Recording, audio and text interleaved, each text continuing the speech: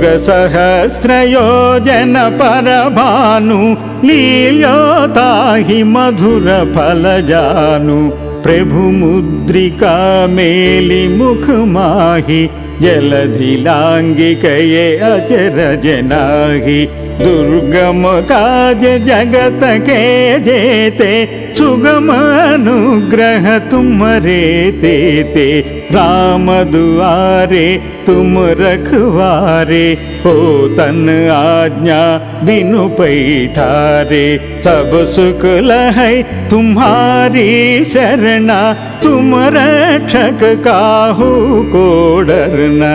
आपन तेज तुम्हारो आपै तीनों लोक हांकते कांपै भूत पिशाच निकट नहीं आवै महावीर जप नाम सुन।